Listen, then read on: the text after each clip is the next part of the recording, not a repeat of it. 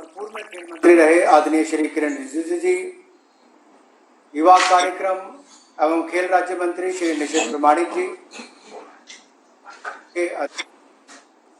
खेल फेडरेशन अधिकारी एवं प्रतिनिधि, खिलाड़ी मित्रों और देश भर से जुड़े हुए खिलाड़ियों के परिजन, भाई और बहनों, मैं यूथ अफेयर्स और खेल मंत्रालय की ओर से आदरणीय प्रधानमंत्री जी का सहर्ष स्वागत करता हूं, अभिनंदन करता हूं, जिन्होंने हर परिस्थिति में हमेशा देश का मार्गदर्शन किया है और आज भी विशेष रूप से टोक्यो ओलंपिक में जा रहे हमारे खिलाड़ियों का मनोबल बढ़ाने, उनका मार्गदर्शन करने और आशीर्वाद देने के लिए हमारे बीच उपस्थित हुए हैं।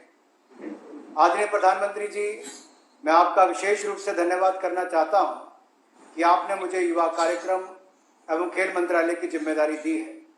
मैं यहाँ पर उपस्थित सभी officers, coach staff, sports staff को भी धन्यवाद देना चाहता हूँ, जिन्होंने हमारे खिलाड़ियों की तैयारी में कोई कमी नहीं छोड़ी, जिसके बलबूते हमारे यहाँ प्रतिभावान प्लेयर्स टोक्यो ओलंपिक्स में देश का प्रतिनिधित्व करने जा रहे हैं। आपके आदेश पर खेल मंत्रालय ने किसी तरह की कोई कमी खिलाड़ियों की सुविधा में नहीं रखी है। टॉप स्कीम से लेकर डीजीसाई से लेकर खेल मंत्रालय ने हर तरह से प्रयास किया है कि हमारे खिलाड़ियों को सुविधाएं मिले। माननीय प्रधानमंत्री जी, खेल एक ऐसा क्षेत्र है जो बिना किसी भेदभाव, जाति, धर्म, समुदाय के बंधन के 130 करोड़ भारतीयों को एकता के सूत्र से जोड़ता है। देश के 22 राज्यों से 18 खेलों के 126 एथलीट्स टोक्यो ओलंपिक्स में 130 करोड़ भारतीयों का प्रतिनिधित्व करेंगे। माननीय प्रधानमंत्री जी, आपकी खेल के प्रति अभिरुचि, खेलों को बढ़ावा देने की आपकी कार्यशैली, आपके द्वारा खिलाड़ियों को दिया गया प्रोत्साहन हमेशा सराहनीय और प्रेरणादायक रहा है। कोरोना महामारी जैसी विषम परिस्थितियों के दौरान भी आपने खिलाड़ियों का मनोबल नहीं गिरने दिया और समय समय पर आपने खिलाड़ियों से वार्तालाप करके उनका मार्गदर्शन भी किया है और उन्हें जोश से सरोबार भी किया है। जैसा कि हम सब जानते हैं, हाल ही में आपने समस्त देशवासियों से टोक्यो ओलंपिक्स जाने वाले खिलाड़ियों का मनोबल बढ़ाने के लिए चीयर फॉर इंडिया का आह्वान भी किया था और मैं आपके ध्यान में लाना चाहता हूं, देश भर के कोने कोने, लेह लद्दाख से लेकर कन्याकुमारी तक, गुजरात से लेकर अरुणाचल तक लोग सेल्फीज भी खींच रहे हैं, डाल भी रहे हैं, खिलाड़ियों का मनोबल भी बढ़ा रहे हैं। और आज जब आप इस कार्यक्रम के माध्यम से शुरुआत करेंगे, कल से पूरे देश के लोग हमारे ओलंपिक खिलाड़ियों को अपना आशीर्वाद, योगदान, सहयोग देने के लिए और चीयर करने के लिए एकजुट हो जाएंगे। आपके ही इस प्रयासों की वजह से समस्त भारत में ओलंपिक्स के प्रति जागरूकता एवं लगाव और बढ़ गया है। मैं मानता हूं कि आपके कुशल नेतृत्व से हमारे खिलाड़ी अपना परचम लहराने और देश को मेडल दिलाने में जरूर कामयाब होंगे और इस ओलंपिक्स में हमारे खिलाड़ी अपना सर्वोच्च प्रदर्शन करेंगे। मैं अंत में इतना ही कहूंगा सभी खिलाड़ी भाई और बहनों को, जब आप जा रहे हैं तो देखिए, देश के प्रधानमंत्री जी आपसे बात करके आपका मनोबल बढ़ा रहे हैं। एक ही संदेश देना चाहता हूं, साथ तुम्हारे पूरा देश, बस तुम आगे बढ़ते जाना। भारत मां का यही संदेश टोक्यो ओलंपिक में मेडल जीत कर आना। एक बार फिर माननीय प्रधानमंत्री जी का बहुत बहुत आभार, अभिनंदन, धन्यवाद और सभी खेल संघों का और सभी खिलाड़ियों का बहुत बहुत धन्यवाद। जय भारत, जय हिंद। मैं भारतीय ओलंपिक संघ के अध्यक्ष श्री बत्रा जी से संबोधन करने का अनुरोध करता हूं। Honourable prime minister Shri Narendra Modi ji, honourable sports minister Shri Anurag Thakur ji, honourable law and justice minister Shri Kiren Rijiju ji, honourable minister of state for sports Shri Nisith Pramanik ji, dear athletes and officials, it is an honor and privilege for every member of Indian contingent कि वह Tokyo जाने से पहले अपने देश के प्रधानमंत्री जी से शुभकामनाएं और आशीर्वाद लें। I would like to share with the Honorable Prime Minister कि हमारा जो डेलीगेशन टोक्यो जा रहा है उसमें 67 male athletes, 52 female athletes, 58 team officials, 43 alternate athletes and other officials और 8 contingent staff. टोटल हमारा कंटिंजेंट 228 का है. भारत के एथलीट 85 मेडल पॉसिबिलिटीज पर compete करेंगे टोक्यो ओलंपिक्स में. सर, भारत का पहला कंटिंजेंट 17 जुलाई 2021 को भारत से टोक्यो के लिए जाएगा, जिसमें 90 एथलीट्स और ऑफिशियल्स होंगे. भारत के एथलीट्स और ऑफिशियल्स जो विदेश में ट्रेन कर रहे हैं वह डायरेक्टली वहीं से टोक्यो जाएंगे. National sports federation, ministry of youth affairs and sports India and mission Olympic cell ने जो पिछले 5 साल में सपोर्ट किया है एथलीट्स का ट्रेनिंग के लिए, इंडियन ओलंपिक एसोसिएशन इन सब का तहे दिल से धन्यवाद करना चाहती है. I would also like to credit all our athletes who have personified the meaning of true sportsperson spirit as they have faced difficult circumstances with courage, determination and intense focus to achieve their goals. Honorable Prime Minister Sir, Bharat का पूरा जो Tokyo जा रहा है is looking up to sir and the example you have set for us to forge ahead on our path to achieving excellence for India. इस विषय में I am confident that your best wishes will go a long way in adding to the motivation of our athletes as they compete to bring glory to our country. I conclude by conveying my sincere thanks to all present here today for showing their support and best wishes to the athletes and officials representing India in the Tokyo Olympics. May our athletes feel the strength and prayers of every Indian citizen cheering from them for their home. Thank you, Honorable Prime Minister Sir. Thank you, everyone. Jai Hind. अब मैं Tokyo जाने वाले athlete से request करूंगा कि वे माननीय प्रधानमंत्री जी से संवाद करें. सबसे पहले मैं दीपिका कुमारी जी से अनुरोध करूंगा. दीपिका जी नमस्ते. नमस्ते सर. दीपिका जी, पिछली मन की बात में मैंने आपकी और कई साथियों की चर्चा की थी.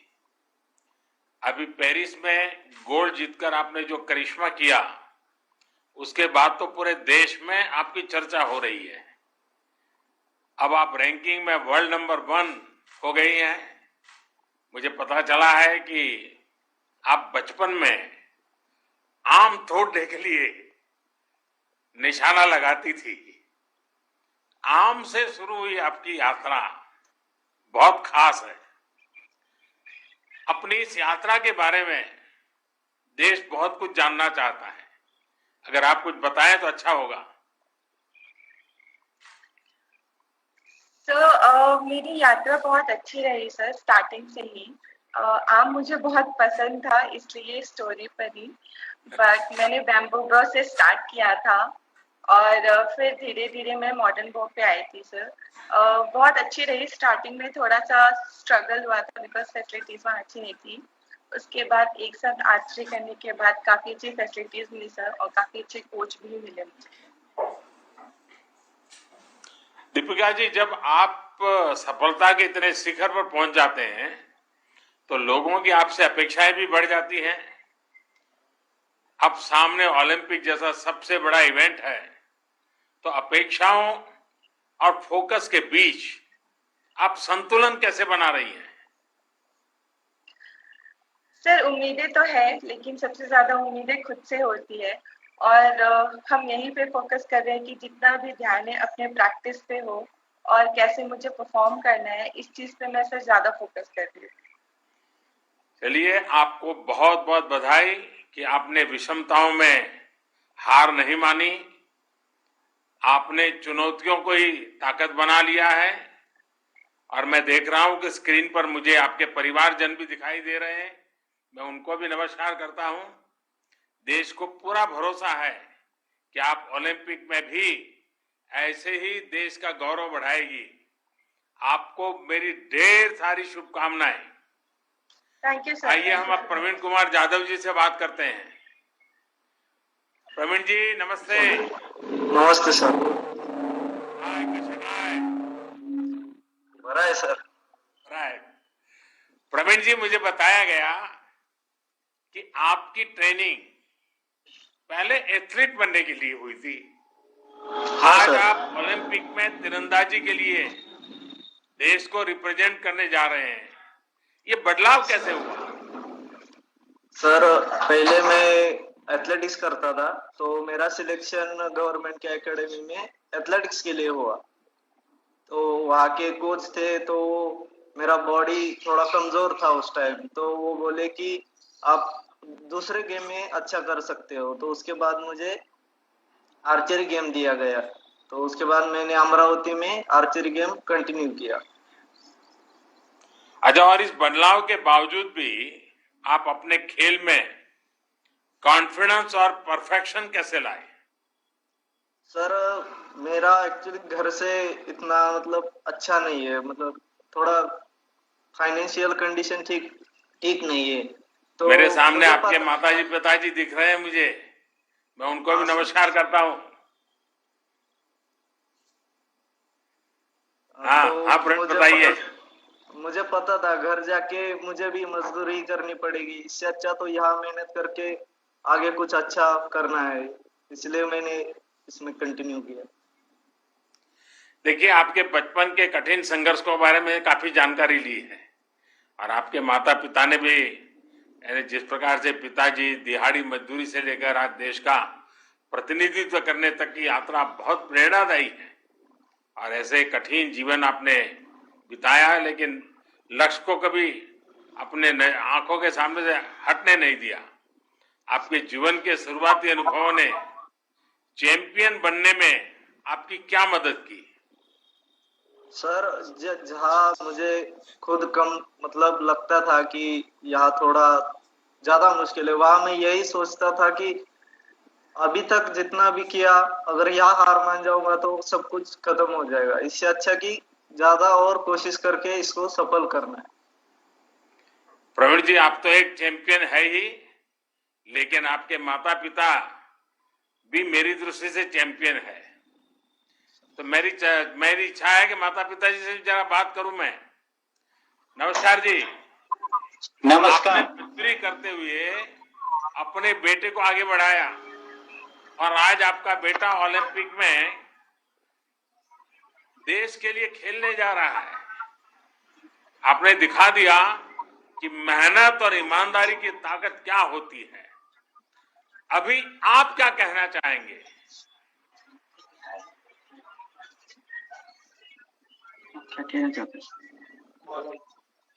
प्रवीणला अजून पुढे जावं, खेळून प्रवीणच्या पाठीमागे 4 मुली आहेत ते सुद्धा त्यांनी जाऊन पुढे प्रवीण सारखं ऑलिम्पिक घेऊन यावं.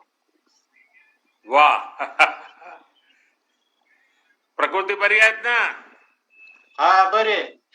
बरी है। देखिए, आपने साबित कर दिया है कि अगर कुछ करने की चाह हो तो परेशानियां किसी को रोक नहीं सकती। आपकी सफलता से ये भी स्पष्ट हो गया कि ग्रास रूट स्तर पर अगर सही चयन हो तो हमारे देश की प्रतिभा क्या नहीं कर सकती। प्रवीण, आपको बहुत बहुत शुभकामनाएं हैं मेरी, और फिर से एक बार आपके माता पिताजी को भी प्रणाम है। और जापान में जमकर खेलिएगा।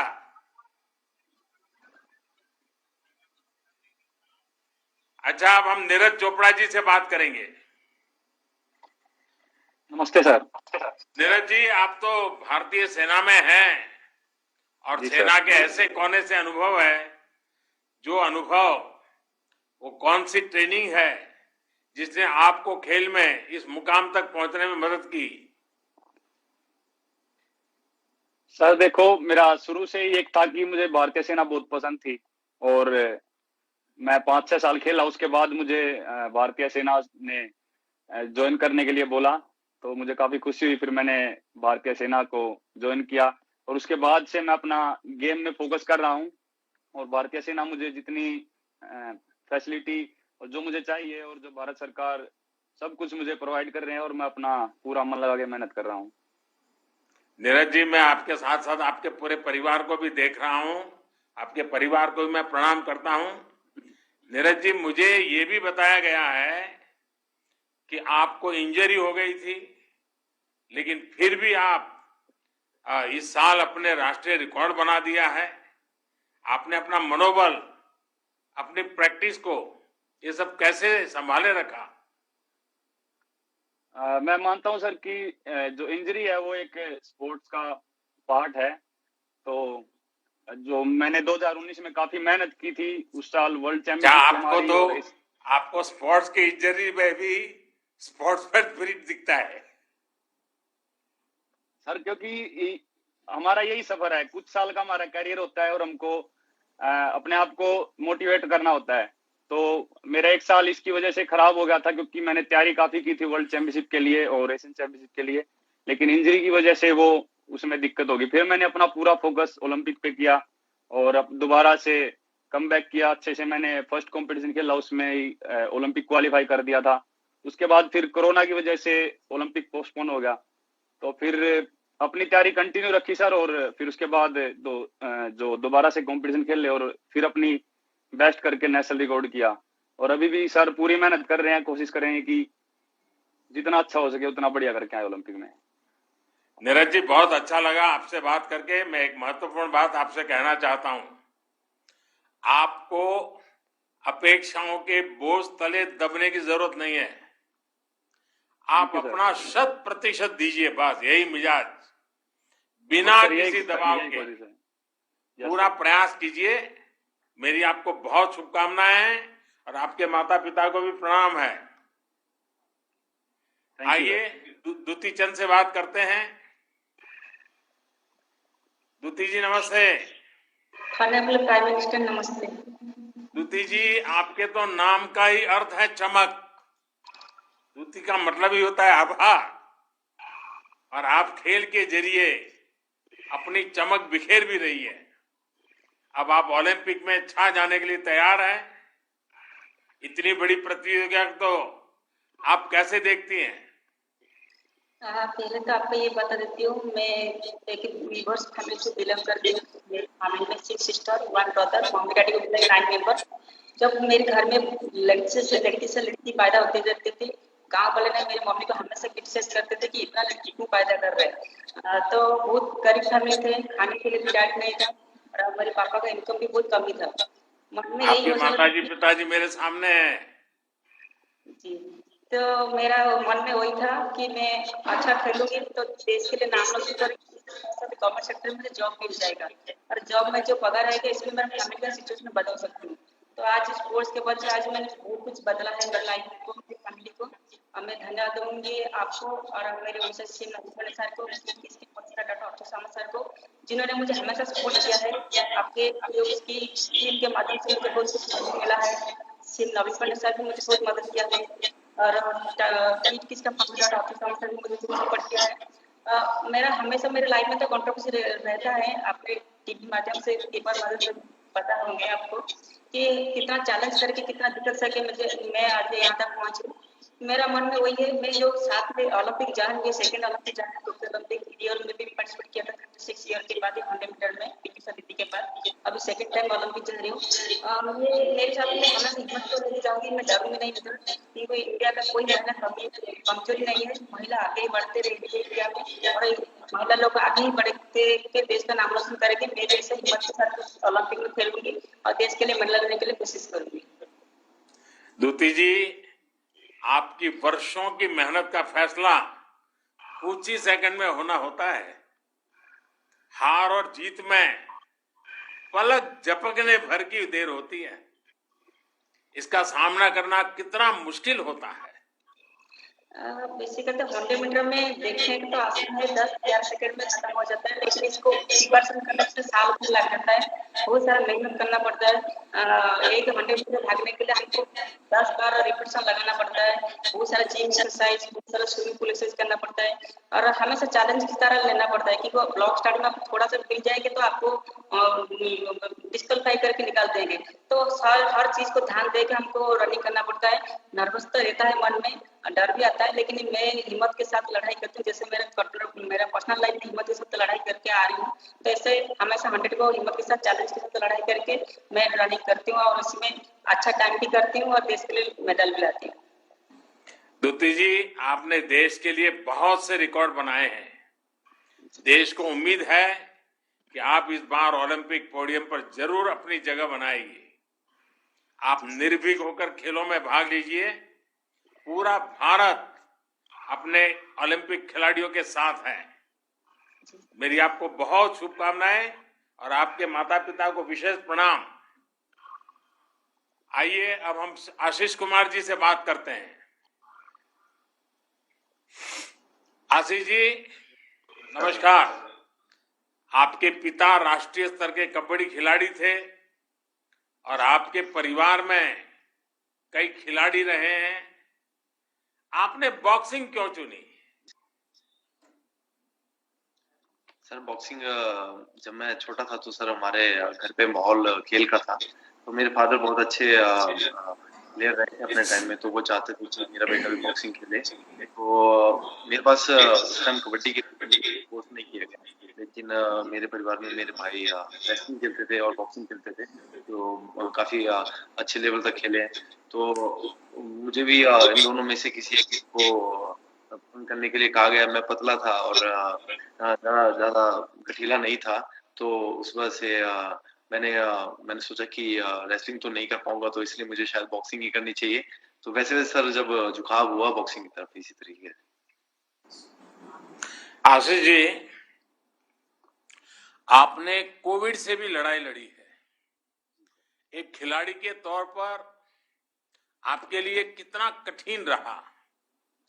आपका खेल, आपकी फिटनेस प्रभावित ना हो, इसके लिए आपने क्या किया?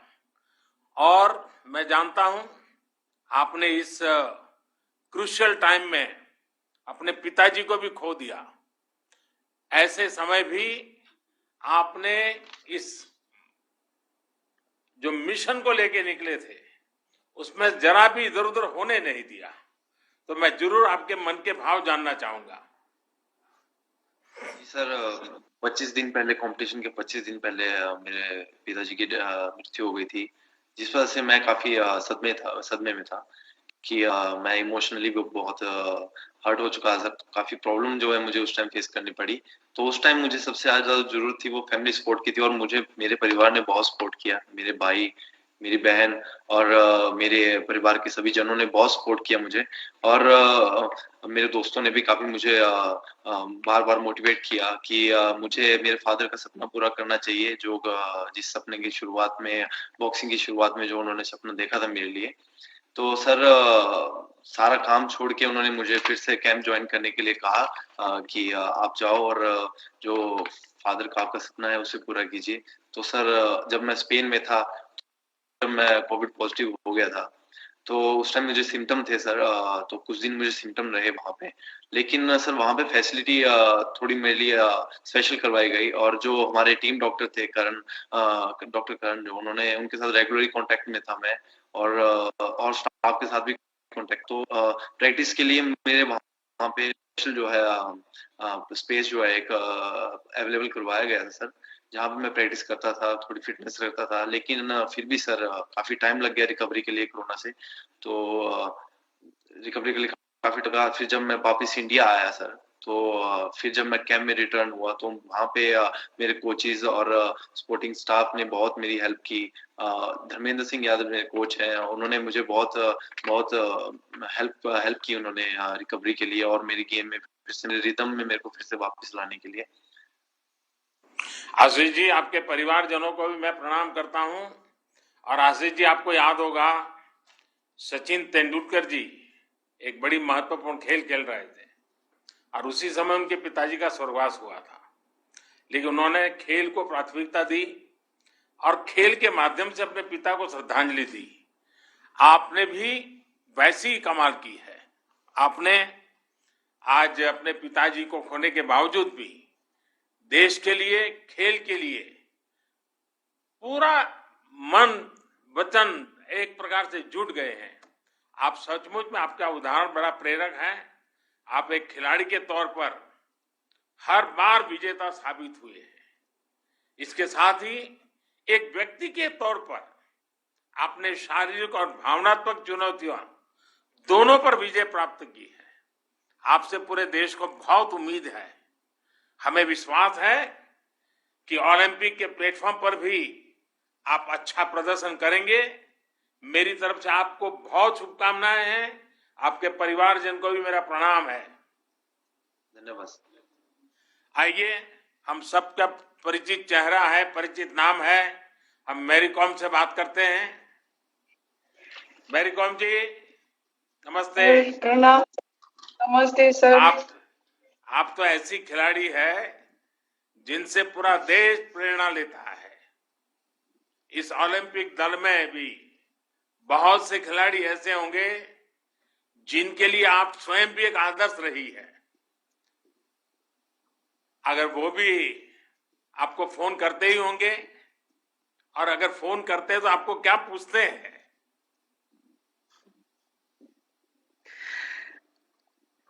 सर घर में सब मेरे लिए दुआ करें कि वो लोग बच्चे लोग ज्यादा मेरे को मिस करता है सर। और मैं समझाती हूँ कि मामा देश के लिए लड़ाई के लिए जा रही हूँ, और आप लोग घर में पापा का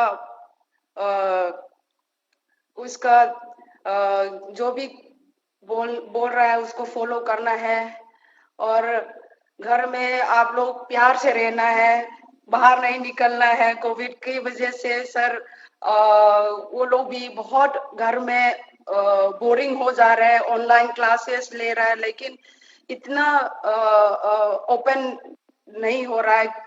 बच्चे लोग का खेल कूद बहुत पसंद करता है सर।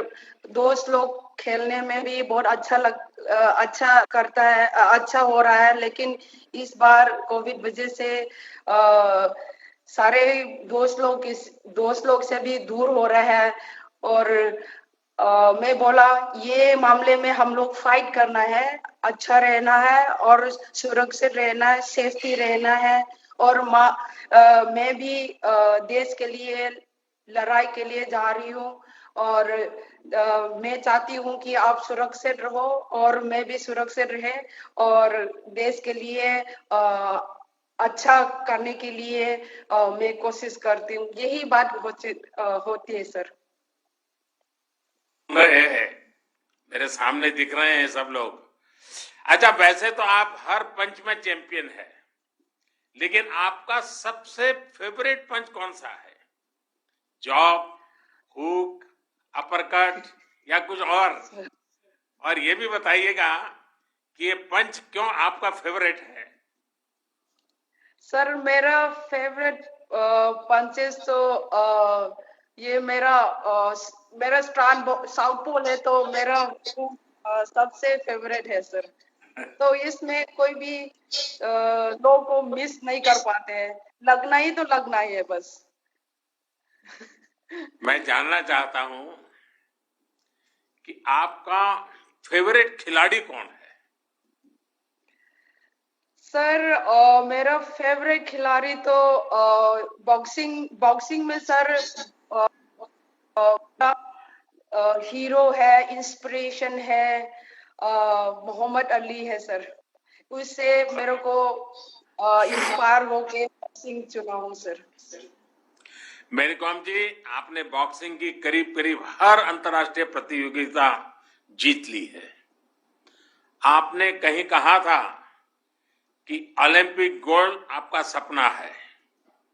ये आपका ही नहीं, पूरे देश का सपना है।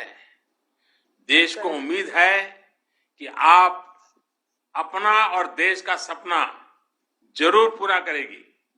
मेरी आपको बहुत शुभकामनाएं हैं और आपके परिवारजनों को प्रणाम है। आइए पीवी सिंधु जी से बात करते हैं। नमस्कार सर। सिंधु जी नमस्ते। सिंधु जी, मुझे बताया गया कि आप टोक्यो ओलंपिक से पहले ओलंपिक साइज कोर्ट में प्रैक्टिस करना चाहती थी। अब गोची बाउली में आपकी प्रैक्टिस कैसी चल रही है? गच्चीबाउली में प्रैक्टिस बहुत अच्छा चल रहा है सर। मैं ये चूज किया क्योंकि अभी ओलंपिक स्टेडियम बहुत बड़ा है और वो एसी और वो शटल कंट्रोल करना बहुत मुश्किल होता है। तो इसीलिए मैं ये सोचा कि ठीक है, अगर वो अच्छा स्टेडियम है तो क्यों, वो अपॉर्चुनिटी है तो क्यों नहीं खेलूं करके फरवरी से उधर प्रैक्टिस कर रही हूँ सर। ऑब्वियसली मैं गवर्नमेंट से परमिशन लिया था सर। ऑब्वियसली ये पैंडेमिक के वजह से वो लोग इमीडिएटली परमिशन देके प्रोटोकॉल्स फॉलो करने के लिए बोला था। तो मैं I am very thankful to them, क्योंकि as soon as I asked permission वो लोगों ने परमिशन दे दिया सर। तो इसीलिए मैं सोचा ठीक है, अगर अभी से स्टार्ट किया तो वो बड़ा स्टेडियम में खेला तो टोक्यो जाने के बाद उतना मुश्किल नहीं होता है, I get used to it so quickly, इसीलिए सर।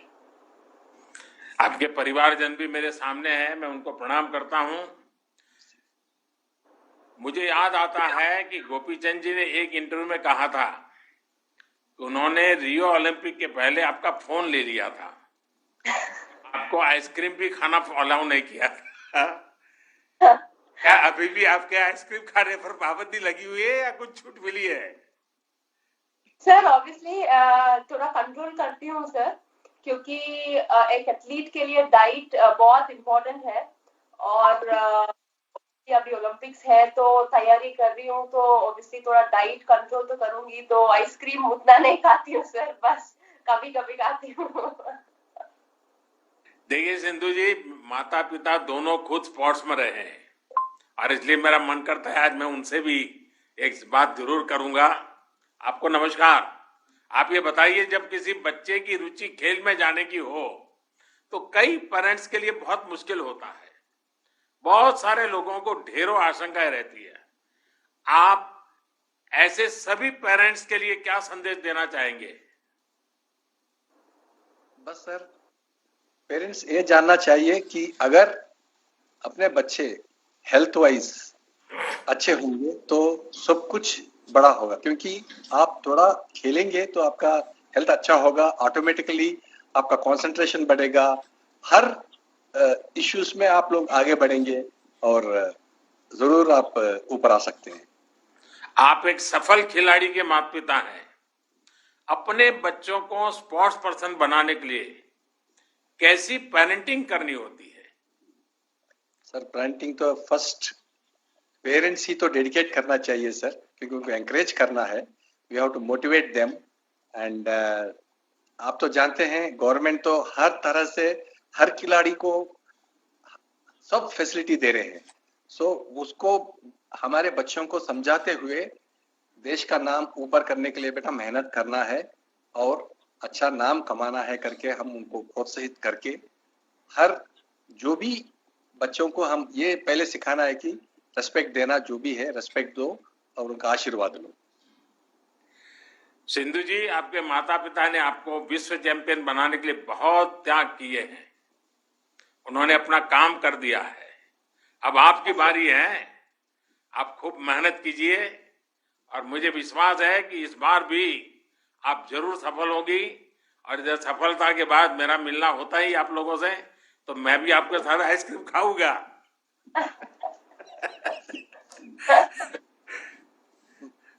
आइए, नमस्कार जी, एला से बात करते हैं। एला नमस्ते। नमस्ते सर। केम छो? एला હવે ગુજરાતી બોલે છે કે નહીં? हाँ सर, થોડુંક આવડે છે મને। एला, मुझे बताया गया कि आप पहले एथलेट्स में जाना चाहती थी, फिर ऐसा क्या ट्रिगर कर गया कि आपने शूटिंग को अपना लिया?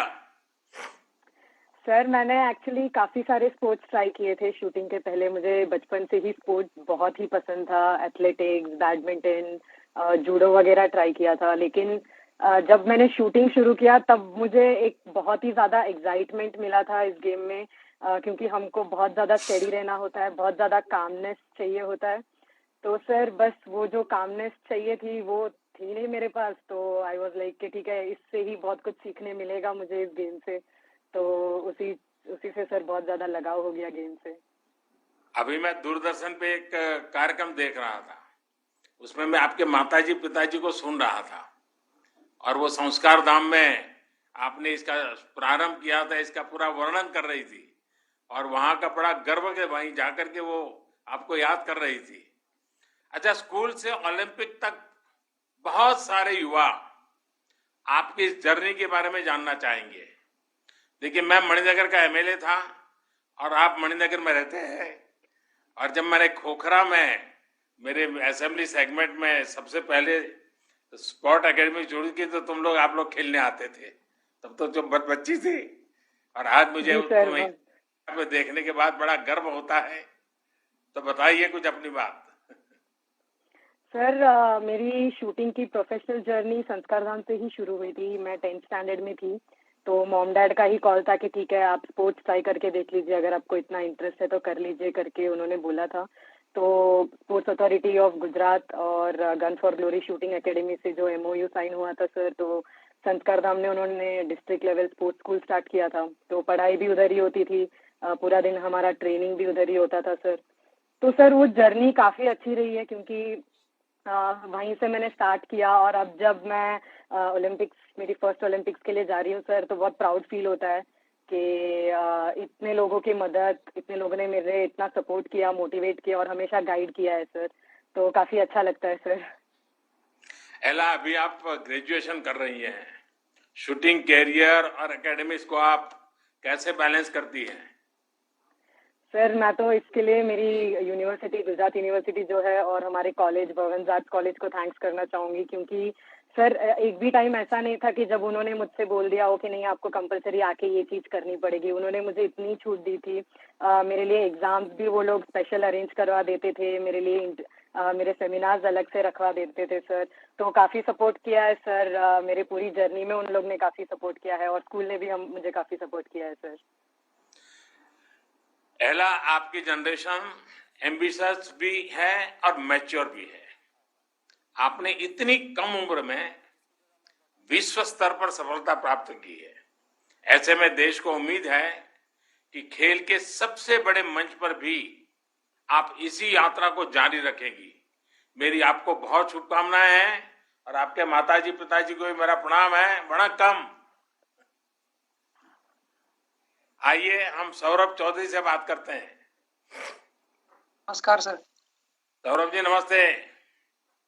आपने इतनी कम उम्र में ही ओलंपिक के लिए क्वालिफाई कर लिया है। कैसे और कब आपका ये मिशन शुरू हुआ? सर 2015 में मैंने शूटिंग अपना स्टार्ट किया था। हमारे पास के गांव में ही एक शूटिंग एकेडमी है, वहाँ पे मैंने स्टार्ट किया। मेरी फैमिली ने भी काफ़ी सपोर्ट किया मुझे। उन्होंने खुद ही कहा कि जब तुझे इतना पसंद है तो ट्राई करना चाहिए। तो मैं वहाँ पे गया, वहाँ पे मैंने ट्राई किया, फिर मुझे अच्छा लगने लगा, धीरे धीरे करते गया, और जैसे जैसे धीरे धीरे करते गए ऐसे ऐसे रिजल्ट अच्छा आता गया, और रिजल्ट अच्छे आते गए, भारत सरकार हमारी मदद करती गई, तो आज हम यहाँ पर हैं सर। देखिए, आपके परिवारजन भी बड़े गर्व के साथ आज मुझे दर्शन हो रहे हैं उनके भी, कि भाई देखिए सौरभ क्या कमाल करेगा। सब उनकी आंखों में बड़ा बड़े सपने दिखाई दे रहे हैं। देखिए सौरभ, मेहनत के साथ साथ शूटिंग में मानसिक एकाग्रता की भी बहुत जरूरत होती है। इसके लिए आप योग वगैरह करते हैं या कुछ और तरीका आपका है जो मुझे भी जानने में खुशी हो और देश के नौजवानों को भी जानने में खुशी होगी? सर मेडिटेशन करते हैं, अपना योगा करते हैं सुबह। और सर शांत रहने के लिए ये तो हमें आपसे जानना चाहिए कि आप इतने बड़े मतलब पूरे हिंदुस्तान को संभाल रहे हो, तो आप उसके लिए क्या करते हो? अच्छा सौरभ, ये बताइए, आपके दोस्त, आपके साथी आपके पास आते हैं कि आपके साथ सेल्फी क्लिक करनी है, तो आपको क्या लगता है? पहले तो नहीं करते होंगे? नहीं, जब मैं घर पर जाता हूँ तो हमारे गांव में पड़ोस में मेरे जो दोस्त है वो आते हैं, वो सेल्फी लेते हैं, मेरे जो पिस्टल है उसके साथ सेल्फी लेते हैं, काफी अच्छा लगता है। देखिए सौरभ, मेरी बातों से लग रहा है कि आप बहुत ही फोकस है, जो आप जैसे युवा के लिए बहुत अच्छी बात है। शूटिंग में भी इसी फोकस और स्थिरता की जरूरत है। आपको तो अभी बहुत लंबी यात्रा करनी है, देश के लिए कई मुकाम हासिल करने हैं। हम सभी को विश्वास है कि आप ओलंपिक में बहुत अच्छा प्रदर्शन करेंगे और भविष्य में भी बहुत आगे आएंगे। आपको और आपके परिवारजनों को मेरा प्रणाम। आइए हम शरद कमल जी से बात करते हैं। शरद जी नमस्ते। नमस्ते सर। शरद जी, आपने 3 ओलंपिक्स में भाग लिया है, आप तो बड़े जाने माने खिलाड़ी हैं। आप उन युवा खिलाड़ियों को क्या सुझाव देंगे जो पहली बार ओलंपिक में देश का प्रतिनिधित्व कर रहे हैं? इस बार जो ओलंपिक्स होने वाली है ये काफी एक नया सिचुएशन में हो रही है, बल्कि ये कोविड-19 के टाइम में हो रही है। तो पिछले 3 जो ओलंपिक्स था, इस ऐसे अनुभव कुछ भी नहीं था जहां पे हमारा कंसंट्रेशन पूरी स्पोर्ट से हटके जो हमारी सेफ्टी के लिए है, जो प्रोटोकॉल्स मेंटेन करना है, उस पे ध्यान चले। मगर इस बार स्पोर्ट्स के अलावा हमें बाकी कुछ में भी ध्यान देना पड़ रहा है। तो मैं यही बोलूंगा कि जो नए जा रहे हैं पहले ओलंपिक्स में, हाँ, जाने से पहले हमें मतलब स्पोर्ट्स ओलंपिक्स बहुत इंपॉर्टेंट है, but at the same time अगर हम प्रोटोकॉल्स और ये सही नहीं मेंटेन करते हैं तो हम गेम से ही बाहर हो सकते हैं। So we have to maintain वो प्रोटोकॉल्स, और वंस हम ओलंपिक्स चले जाते हैं तो हमारा पूरा ध्यान हमारा स्पोर्ट में होना चाहिए। तो जब तक हम जाएंगे, ठीक है, कोशिश करेंगे कि स्पोर्ट में भी रखते हैं और अपना प्रोटोकॉल्स में भी रखते हैं, मगर जैसे वहां पे चले गए, कंप्लीट फोकस ऑन अपना स्पोर्ट के लिए। शरद जी, आपने जब खेलना शुरू किया था तब और अब आपको लगता है कि टेबल टेनिस को लेकर कुछ बदलाव आए हैं? स्पोर्ट्स से जुड़े सरकारी डिपार्टमेंट्स के अप्रोच में आपने कुछ बदलाव महसूस किया है? बहुत सारे फर्क हुए हैं सर। जैसे 2006 में जब मैं पहली बार कॉमनवेल्थ के मेडल जीता था, गोल्ड मेडल जीता था, और अब की बार 2018 में जब हम सब मिलके गोल्ड मेडल जीते, जैसे मनिका बात्रा ने भी जीती थी, मतलब 2 first women female Indian table tennis player to win gold medals, तो उन्होंने 2 जीते, हमने भी मेन में 1 जीते, और 8 मेडल जब आए, वो 2006 की और 2018 में बहुत फर्क थी। मेन थिंग यही था कि स्पोर्ट्स एक प्रोफेशनल फील्ड बना था। जब 2006 में तब मैं जीता था, तब स्पोर्ट्स में उतना प्रोफेशनलिज्म नहीं थी। हाँ, वो इंडस्ट्री एकदम तब भी वो एक्स्ट्रा करिकुलर, मतलब पढ़ाई ज्यादा इंपॉर्टेंट थी, स्पोर्ट्स एक साइड लाइन थी। मगर अभी ऐसे नहीं है, बहुत इंपॉर्टेंस दे रहे हैं।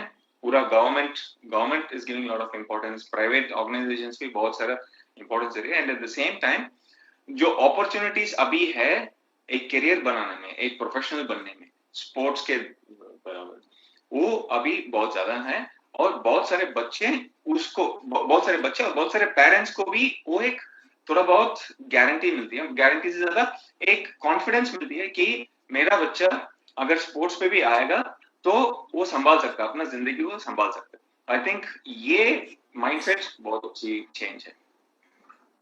शरद जी, आपके पास सिर्फ टेबल टेनिस ही नहीं बल्कि बड़े इवेंट्स का बहुत विशाल अनुभव है।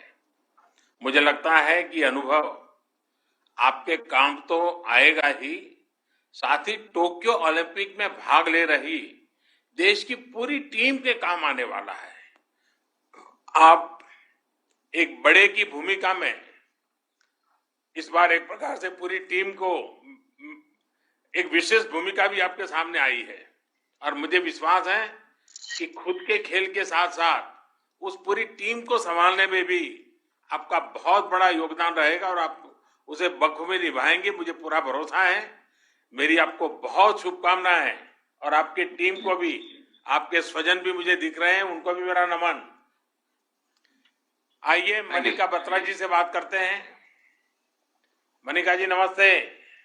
नमस्ते सर।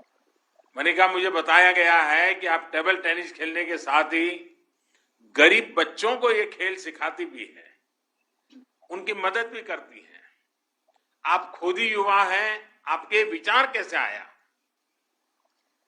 सर, जब मैं पहली बार यहाँ पुणे में खेलती हूँ तो वहाँ आई थी, तो मैंने देखा जो अनप्रिविलेज्ड और ऑर्फन्स थे बहुत अच्छा खेल रहे थे, और यहाँ के जो सेंटर में उनको सिखाते हैं तो बहुत अलग था मेरे लिए। तो मुझे ऐसा लगा कि इनको जो चीजें नहीं मिली या पहले नहीं कर पाए, तो मुझे इनको हेल्प करनी चाहिए कि ये भी मेरे को फॉलो करके अच्छे प्लेयर बन सके। तो आई थिंक वो चीज मुझे, जैसे वो प्लेयर्स बच्चे खेलते हैं मुझे उनको देख के मोटिवेशन मिलता है कि इतनी सी छोटी सी उम्र में और मतलब पहले किसी का साथ नहीं और इस उम्र में इतना अच्छा खेल रहे हैं, तो बहुत मोटिवेशन मिलता है उनको देख के। मैंने देखा है कि आप अपने मैच में कभी कभी अपने हाथ पर तिरंगा पेंट करती है। इसके पीछे की सोच, अपनी प्रेरणा के बारे में जरा बताइए। हाँ जी, मतलब लड़की होने के तौर पे मुझे ये सब चीजें पसंद है, बट ऑल्सो कि इंडिया का फ्लैग अपने पास रखना कहीं पे, और स्पेशली जब मैं सर्विस करती हूँ खेलते हुए तो मेरा लेफ्ट हैंड मुझे दिखता है और वो इंडियन फ्लैग दिखता है नेल पे, तो वो चीज मुझे इंस्पायर करती है। इसलिए मेरा जब भी मैं कुछ इंडिया के लिए खेलने जाती हूँ, कंट्री के लिए खेलने जाती हूँ, तो मैं ये चीज रखती हूँ कि कुछ ना कुछ फ्लैग या कुछ इंडिया का कुछ भी मेरे पास दिल से जुड़ा रहे। वाह, मुझे बताया गया कि आपको डांसिंग का भी बहुत शौक है। क्या डांसिंग के शौक आपके लिए स्ट्रेस बस्टर की तरह काम करते हैं? हाँ जी सर, क्योंकि जैसे किसी किसी का होता है कि म्यूजिक सुनना, डांस करना, तो मेरा डांस करना स्ट्रेस बस्टर का काम करता है। जब भी मैं टूर्नामेंट में जाती हूँ या कुछ जब खाली टाइम होता है, मैं रूम पे आती हूँ मैच खेल के या मैच से पहले, तो मैं डांस करके जाती हूँ क्योंकि मुझे अच्छा लगता है और कॉन्फिडेंस आता है। मैं ऐसे सवाल पूछ रहा हूँ, तुम्हारे परिवारजन, तुम्हारे मित्र सारे हंस रहे हैं। मनिका, आप अंतर्राष्ट्रीय स्तर पर चैंपियन है। आप बच्चों को भी अपने खेल से जोड़ रही हैं। आपकी सफलता सिर्फ उन्हीं बच्चों के लिए नहीं बल्कि देश के सभी टेबल टेनिस युवा खिलाड़ियों को प्रेरित करेगी। मेरी आपको बहुत शुभकामनाएं हैं। आपके सभी साथियों को सब बड़े उत्साह से आज के इस कार्यक्रम में हिस्सा ले रहे हैं। आपके परिवारजन सब देख रहे हैं। सबको मेरी बहुत बहुत शुभकामनाएं, बहुत बहुत धन्यवाद। आइए अब हम विनेश जी से मिलते हैं। विनेश फोगाट जो। विनेश नमस्ते। सर नमस्ते। आप फोगाट फैमिली से हैं। आपके पूरे परिवार ने खेलों के लिए इतना कुछ देश को दिया है।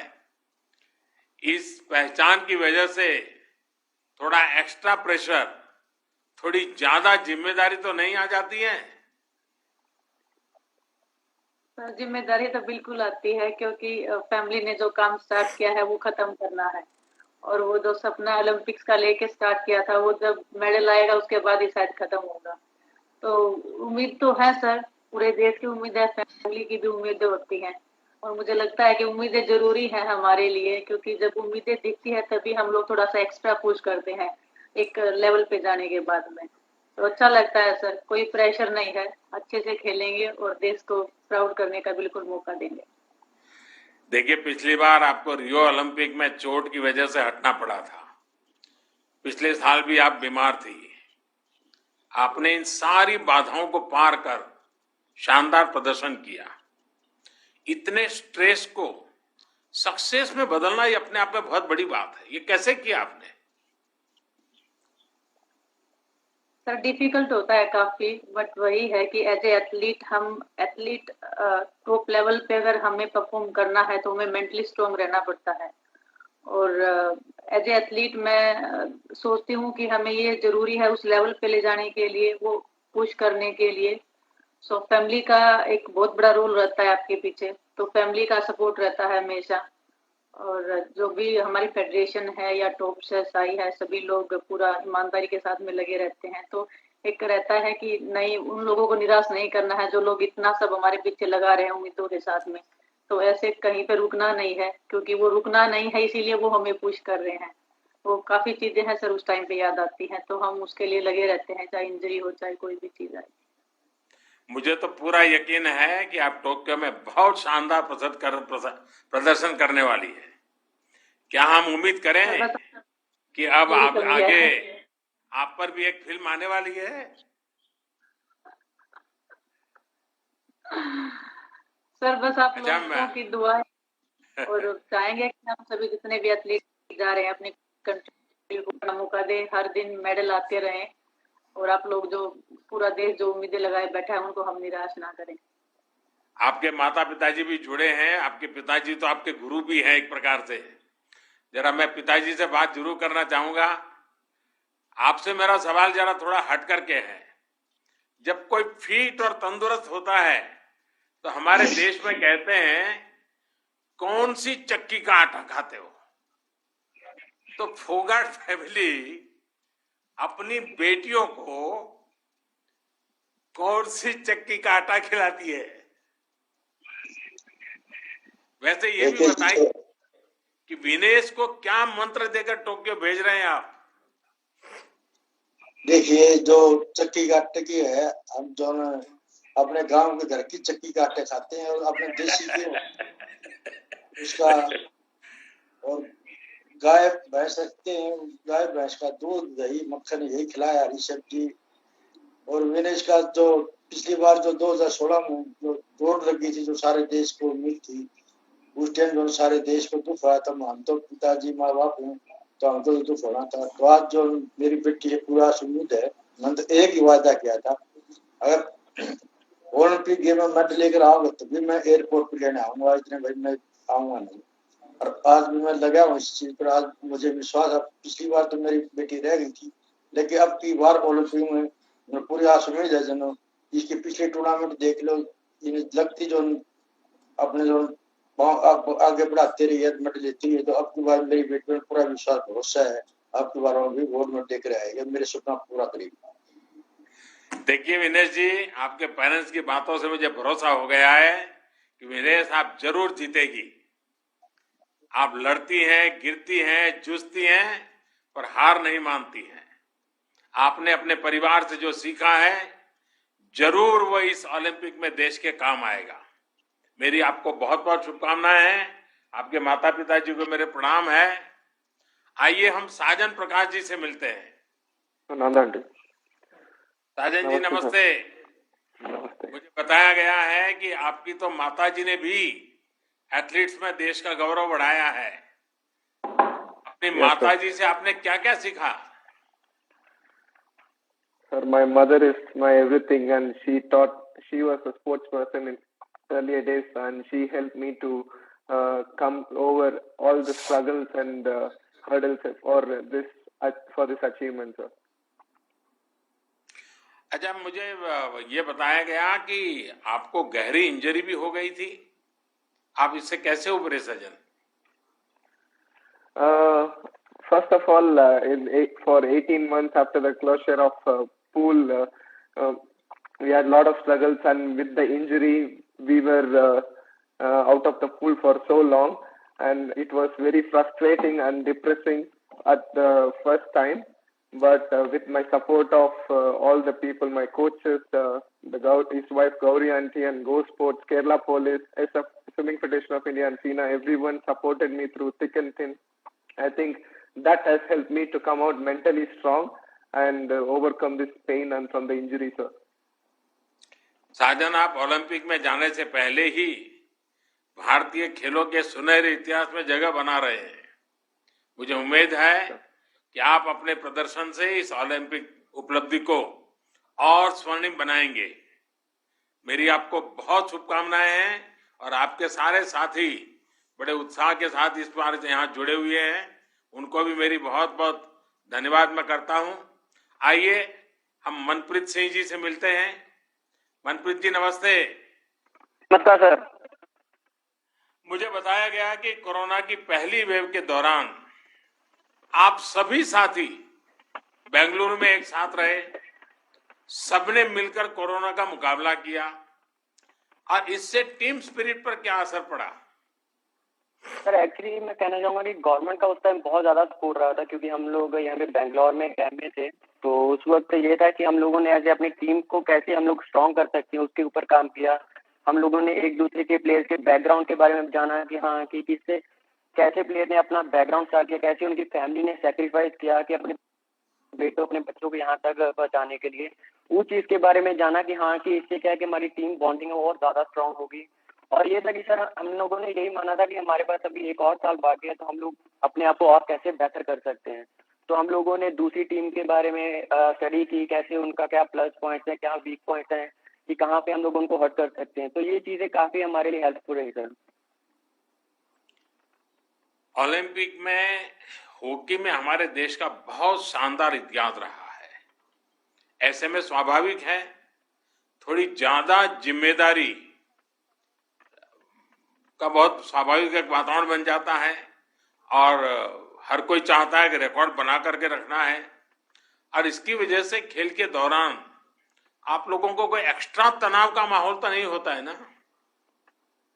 नहीं सर, बिल्कुल नहीं, क्योंकि अगर देखा जाए तो हॉकी ने अभी तक जो 8 गोल्ड मेडल जीते हैं, सबसे ज्यादा मेडल जीते हैं, तो हम लोग इसको प्राउड फील करते हैं कि हम लोग उसी स्पोर्ट को खेल रहे हैं। और जब भी हम लोग ओलंपिक्स में जाते हैं तो यही कोशिश करते हैं कि हाँ कि अपना पूरा बेस्ट है और इंडिया की मेडल जीते हैं। चलिए, आपके परिवारजन भी मुझे दिख रहे हैं, मैं उनको प्रणाम करता हूं। उनके आशीर्वाद आपके साथ बने रहते हैं और देशवासियों की शुभकामनाएं आपके साथ है। मनप्रीत, आपसे बात करते हुए मुझे मेजर ध्यानचंद, केडी सिंह बाबू, मोहम्मद शाहिद जैसे महान हॉकी खिलाड़ियों की याद आ रही है। आप हॉकी के महान इतिहास को और उज्जवल करेंगे, ऐसा मेरा और पूरे देश का विश्वास है। मेरी आपको बहुत बहुत शुभकामनाएं हैं और आपके परिवारजनों को मेरा प्रणाम है। आइए अब हम सानिया जी से बात करते हैं। सानिया जी नमस्ते। नमस्ते सर। सानिया जी, आपने कई ग्रैंड स्लैम्स जीते हैं, बड़े बड़े खिलाड़ियों के साथ आपने खेला है। आपको क्या लगता है कि टेनिस का चैंपियन बनने के लिए क्या खूबियां होनी चाहिए? क्योंकि आजकल मैंने देखा है कि टियर 2, टियर 3 सिटी में भी आप लोग उनके हीरो हैं और वो टेनिस सीखना चाहते हैं। जी सर, आई थिंक टेनिस एक ऐसा ग्लोबल स्पोर्ट है जिसमें जब मैंने स्टार्ट किया था 25 साल पहले, तो जाहिर बात है ज्यादा लोग टेनिस खेलते नहीं थे, लेकिन आज जैसे आप कह रहे हैं बहुत सारे ऐसे बच्चे हैं जो टेनिस रैकेट उठाना चाहते हैं और जो प्रोफेशनल बनना चाहते हैं और जो बिलीव करते हैं कि वो टेनिस में एक बड़े खिलाड़ी बन सकते हैं। उसके लिए आपको जाहिर बात है मेहनत की जरूरत होती है, सपोर्ट, लगन और बहुत बहुत सारी आई थिंक डेस्टिनी भी एक रोल प्ले करती है इसमें। लेकिन मेहनत के और टैलेंट के बगैर कोई भी चीज में कुछ नहीं होता, चाहे वो टेनिस हो या कोई भी स्पोर्ट हो। और अब फैसिलिटीज भी बहुत अच्छे हो गए हैं 25 साल पहले से अब तक। तो अभी तो बहुत सारे अच्छे स्टेडियम्स बन गए हैं, हार्ड कोर्ट्स हैं। तो मैं उम्मीद यही है कि और सारे बहुत सारे टेनिस प्लेयर निकले इंडिया से इंशाल्लाह। ओलंपिक में आपके साथी अंकिता रैनी के साथ आपकी पार्टनरशिप कैसी चल रही है? आप दोनों की तैयारी कैसी है? अंकिता एक यंग खिलाड़ी है, बहुत अच्छा खेल रही है हाल में और I am very excited to play with her. हम लास्ट ईयर खेले थे फरवरी में जो फेड कप के मैचेस थे और उसमें हमने काफी अच्छा प्रदर्शन किया था। लेकिन we are looking forward to going to Olympics.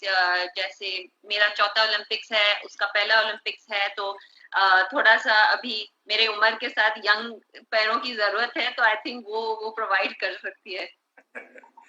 Sania, आपने पहले भी स्पोर्ट्स के लिए सरकारी विभागों में कि उसके कामकाज को भली भांति देखा है। पिछले 5-6 साल में आपको क्या बदलाव महसूस हुआ है? जैसे मैंने कहा, आई थिंक 5-6 साल ने अब जब से हमारे पास कॉमनवेल्थ गेम्स हुआ है सर, तब से आई थिंक कि बिलीफ जो आ गया है कि हमारे कंट्री में से क्रिकेटर्स के अलावा भी बहुत सारे ऐसे स्पोर्ट्स पर्सन हैं जो देश के लिए नाम कमाते हैं और देश के लिए देश को बहुत अच्छे मुकाम पे पहुंचाते हैं। आई थिंक वो बिलीव धीरे धीरे लास्ट 5-6 साल में और भी बढ़ गया है।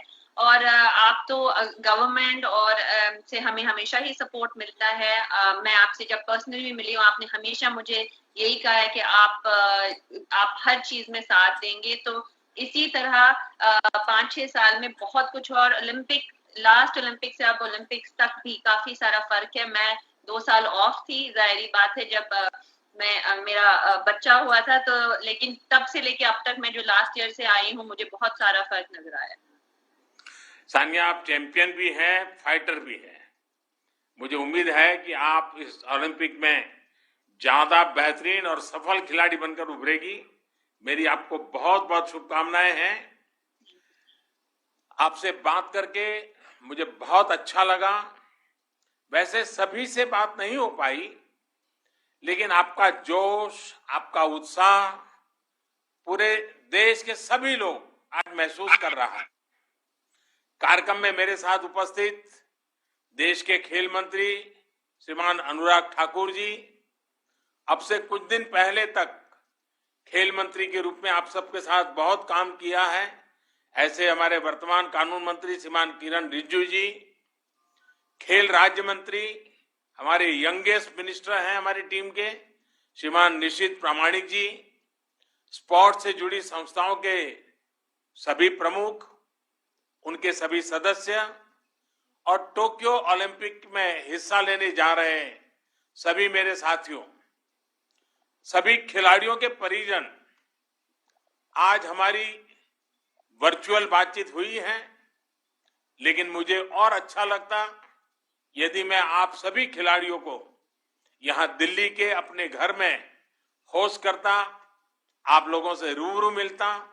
इसके पहले मैं हमेशा करता रहा हूं और मेरे लिए वो अवसर बड़ा उमंग का अवसर रहता है, लेकिन इस बार कोरोना के कारण वो संभव नहीं हो पा रहा है और इस बार आधे से अधिक खिलाड़ी हमारे पहले से विदेशों में उनकी ट्रेनिंग चल रही है, लेकिन वापस आने के बाद मैं आपको वादा करता हूं आप सबके साथ मैं जरूर सुविधा के अनुसार समय निकाल करके मिलूंगा।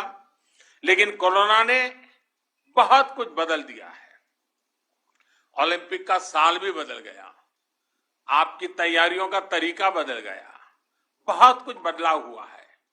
अब तो ओलंपिक शुरू होने में सिर्फ 10 दिन बचे हैं।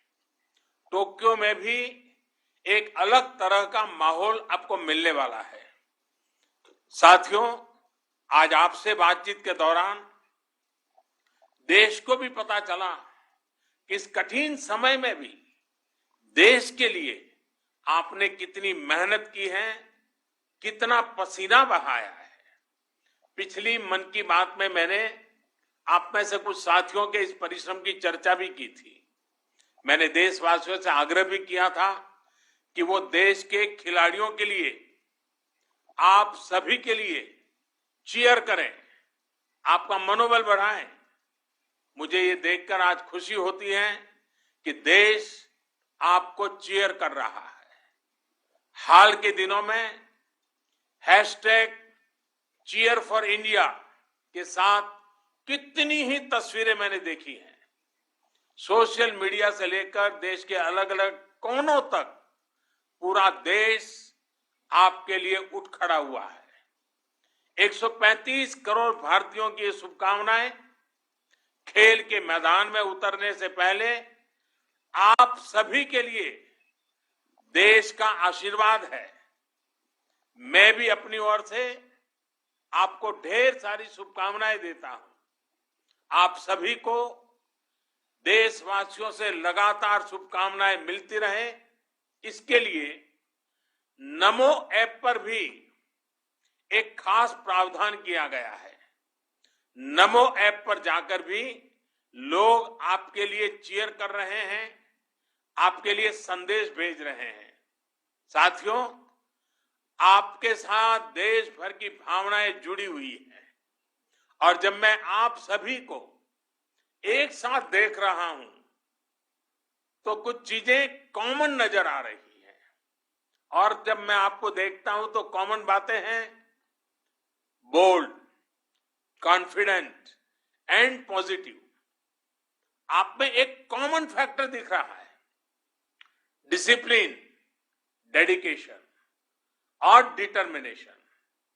आप में कमिटमेंट भी है, कॉम्पिटिटिवनेस भी है। यही क्वालिटीज न्यू इंडिया की भी है। इसलिए आप सब न्यू इंडिया के रिफ्लेक्शन है, देश के भविष्य के प्रतीक है।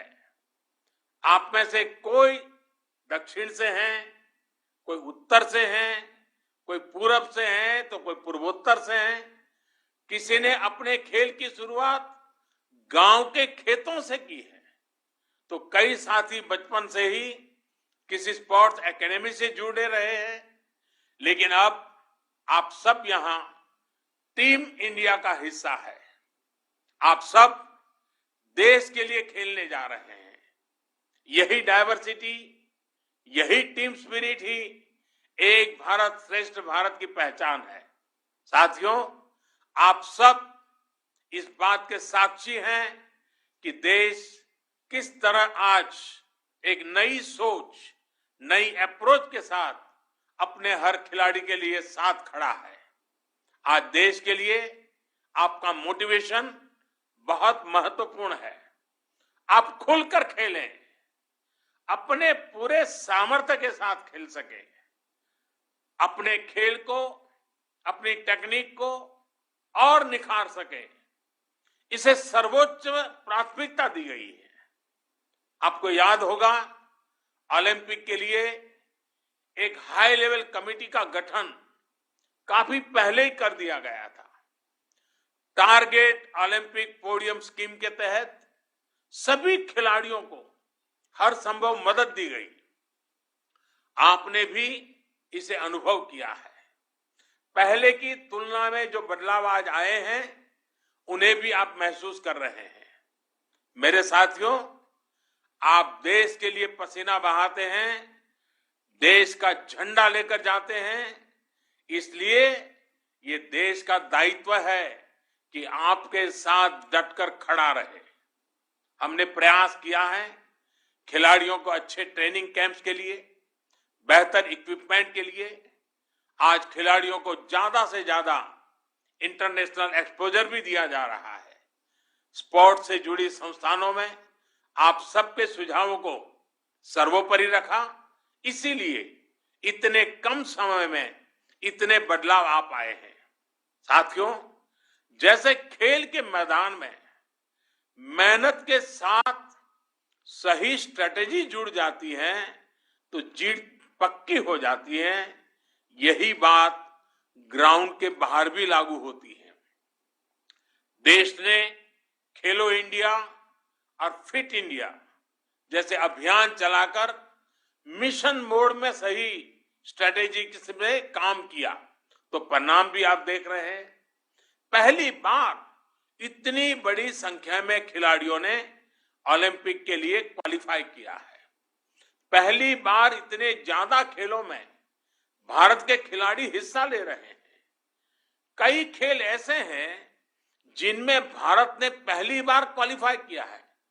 साथियों, हमारे यहाँ कहा जाता है, अभ्यासात जायते नृणाम द्वितीया प्रकृति ही, अर्थात हम जैसा अभ्यास करते हैं, जैसा प्रयास करते हैं, धीरे धीरे वो हमारे स्वभाव का हिस्सा हो जाता है।